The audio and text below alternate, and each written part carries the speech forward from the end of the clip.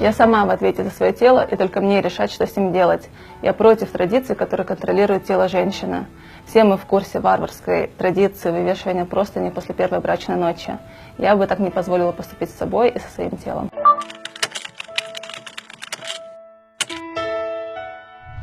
Насилие в отношении женщин может носить не только физический и сексуальный характер, но и моральный. Я хочу, чтобы каждая девушка сама решала, когда и за кого ей выходить замуж, без давления со стороны семьи и бестактных вопросов друзей, коллег, знакомых, сокурсников и одноклассников.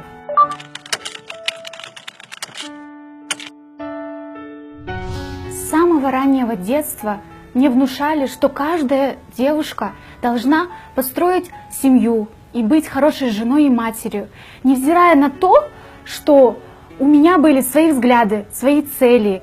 И я хотела просто быть оцененной и услышанной моей семьей и обществом.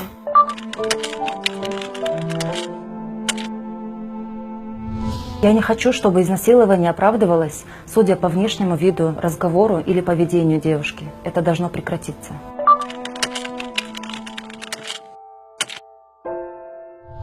В случаях сексуального насилия над женщиной именно женщина сама виновата, тогда как общество оправдывает и сочувствует мужчине, говоря, зачем ему ломать жизнь. Хотя именно женщине нужна общественная поддержка и помощь близких.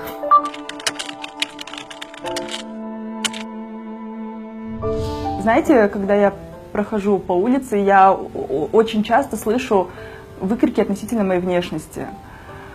Возможно, эти люди думают, что они делают мне комплимент, но на самом деле это оскорбление человека и вторжение в его пространство.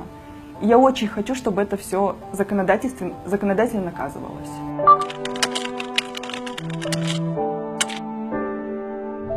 Мне обидно, когда женщина устраивается на работу, ее не считают компетентной. Мне прям приходится доказывать свою компетентность, потому что считает, чтобы устроиться на эту работу, там, ты с кем-то переспала или ты любовница того или иного человека. Хотелось бы, чтобы на работе и к мужчинам, и к женщинам относились одинаково, потому что будь мужчина на этом месте, к нему бы так не относились.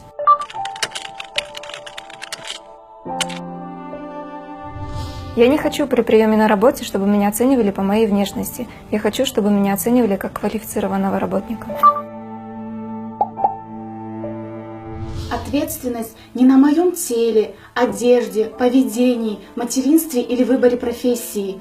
Никто не может нарушать границы моей телесной целостности. Только насильник виноват в изнасиловании, и этому не должно быть ни единого оправдания. И когда это не единственный случай, а по статистике ООН, каждая третья женщина в мире в течение своей жизни подвергается сексуальному насилию в той или иной форме. Это уже эпидемия. Государство обязано остановить эту безнаказанность, а мы все должны объединиться против насилия в отношении женщин, девушек и девочек. Когда даем советы, шутим, обсуждаем новость, решаем, строим отношения. Когда слышим «нет», не согласны с чем-то. Защищаем, заботимся и хотим жить в свободном обществе и равного отношения к себе, независимо от пола, личных интересов и общественных статусов.